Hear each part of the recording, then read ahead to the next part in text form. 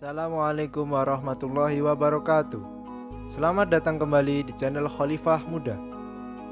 Ibarat imam sholat, Gus Dur sudah batal kentut. Karena itu tak perlu lagi bermakmum kepadanya. Begitulah salah satu ungkapan Kiai Haji Raden As'ad Syamsul Arifin, sebagaimana dikutip media nasional beberapa hari pasca Muktamar NU ke-28 di Krapyak.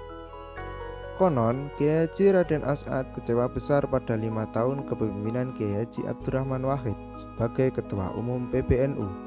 Gus Dur dianggap kebablasan. Pemikiran dan tindak tanduk liberalnya dinilai sudah keluar dari rel aswaja. Dari berita yang dimuat di koran, pemikiran dan tindak tanduk liberal yang dialamatkan pada Gus Dur diantara lain terkait keikutsertaan beliau sebagai juri Festival Film Indonesia.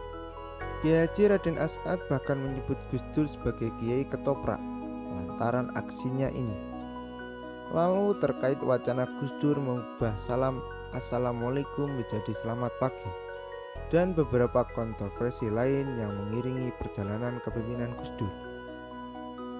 Puncak ketidakcocokan Ketua Ahlul Wali wal Aqdi pada Muktamar NU ke-27 ini terjadi pada hari terakhir Muktamar Krapyak, Rabu siang 29 November 1989. Di hadapan media ini karena Muktamar yang telah aklamasi memilih kembali Gus Dur sebagai Ketua Umum Tanfidiyah, pendiri Pondok Pesantren Salafiyah Syafi'ah Sukorejo Situbondo ini lantang menyatakan diri mufaroqoh. Ketidakcocokan Kiai Haji Raden As'ad dengan Gus Dur sebenarnya sudah lama. Keputusan mufaroqoh bisa dibilang lebih merupakan kulminasi dari perselisihan panjang antara keduanya. Perselisihan awalnya setidaknya sudah dimulai dari pleno pertama PBNU hasil Muktamar Situbondo di Pesantren Tebu Ireng Jombang pada Januari 1985. Keputusan pleno menyatakan bahwa yang berhak mewakili NU keluar adalah Rais Am Kiai Haji Ahmad Siddiq dan Ketua Umum Tanfidiyah Kiai Haji Abdurrahman Wahid. Keputusan ini dinilai membatasi gerak dan langkah utama sepuh lain, terutama Kiai Haji Raden As'ad yang sebelumnya dikenal dekat dengan Presiden Soeharto dan menteri-menterinya.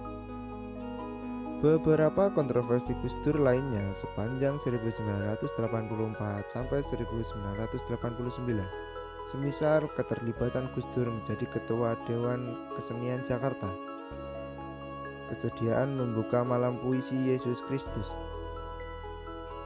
dan kecenderungan membela Syiah, juga turut menjadi pemicu kerenggangan komunikasi antara Kiai Haji Raden As'ad beserta kiai sepuh lain dengan Gus Dur.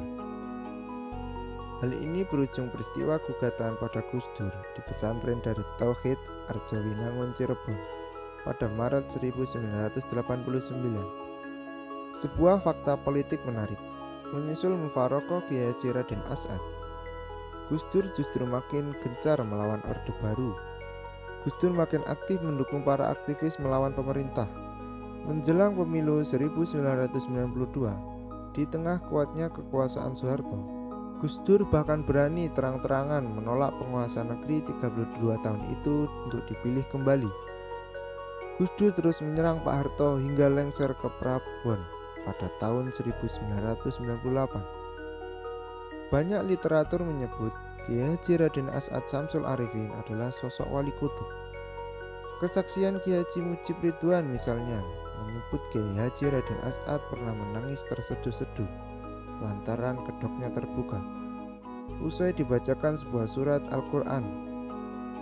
Kiai Haji Mujib Ridwan adalah putra Kiai Haji Ridwan Abdullah, pencipta lambang Nahdlatul Ulama, yang lebih 20 tahun mengabdi pada Kiai Haji As'ad Syamsul Arifin.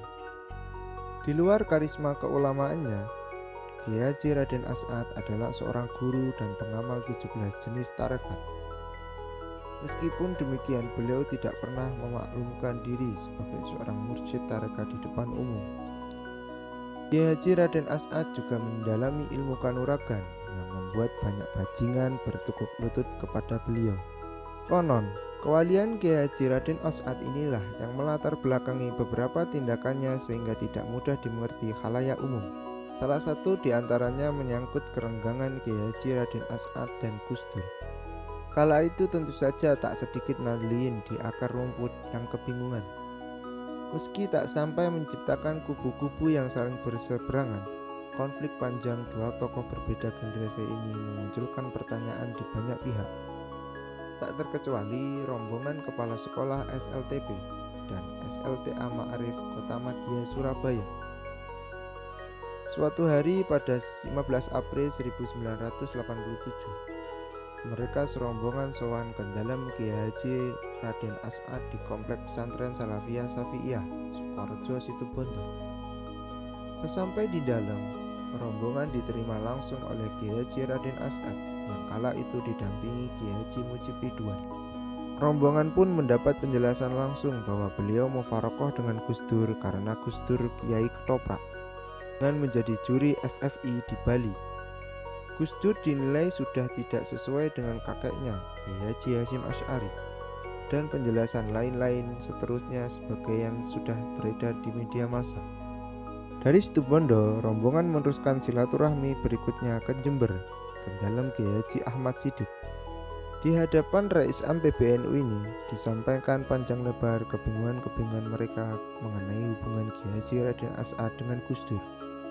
Dan beginilah dawuh Kiai Haji Ahmad Siddiq, "Kulo dan sampean-sampean semua seraya menunjuk satu rombongan yang hadir bukan levelnya, bukan kelasnya menilai Kiai Haji Raden As'ad Samsul Arifin. Demikianlah yang pada intinya, Nahdliyin yang belum masuk levelnya tidak pantas menilai sikap mufarokoh Kiai Haji Raden As'ad dengan Gus Dur.